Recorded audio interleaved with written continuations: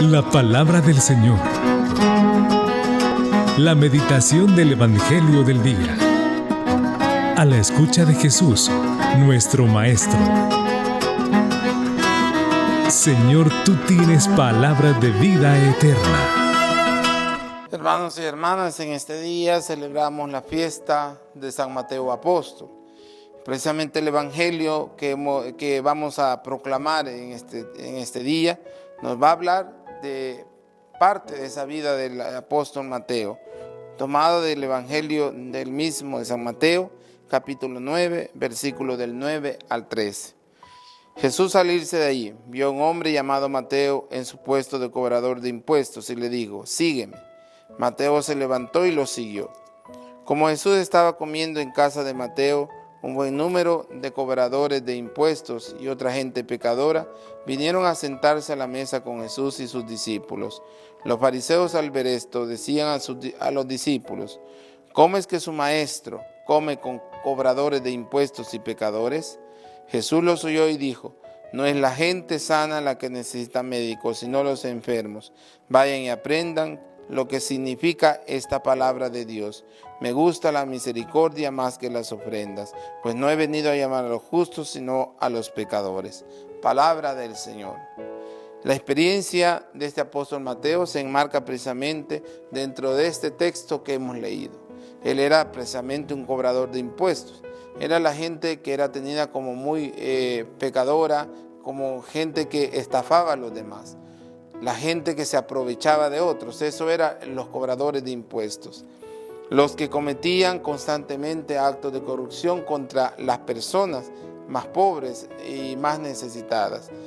Pero a ellos va también dirigido el mensaje. Precisamente Jesús no tiene problema de sentarse a la mesa con publicanos, con recaudadores de impuestos, con cualquier tipo de pecador.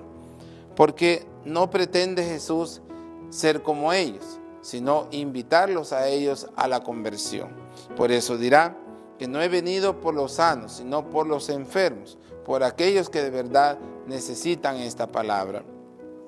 A veces podemos creer en nuestro tiempo que ir a la iglesia o estar en las cosas de Dios es para personas que realmente son buenas, para personas que no cometen tantos errores o tantos pecados, que la iglesia está pensada para personas que no se equivocan tanto.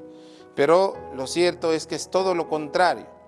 Jesús en su mensaje original lo dirigió precisamente a los más pecadores, a los más alejados de Dios, aquellas personas que de verdad no tenían a Dios como un referente importante en su vida. A ellos va dirigido ese mensaje.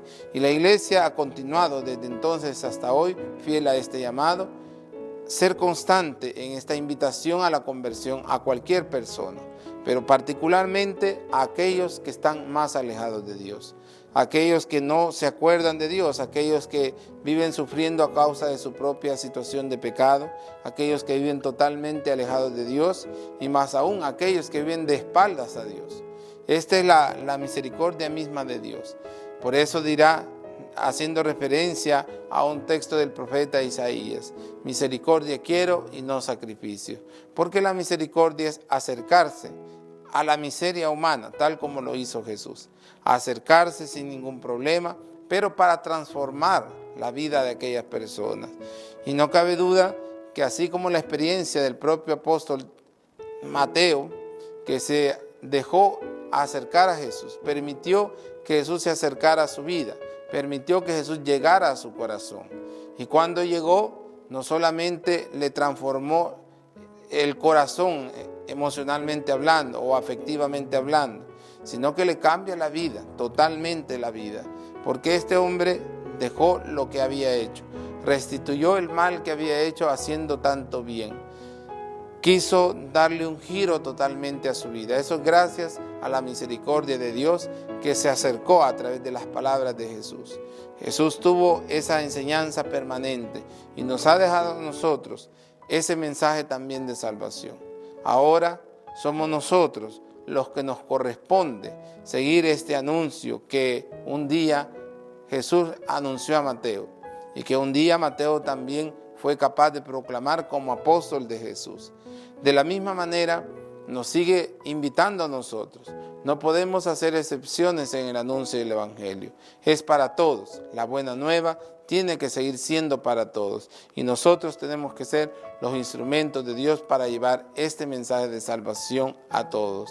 Que así sea. La palabra del Señor. La meditación del Evangelio del día. A la escucha de Jesús, nuestro Maestro.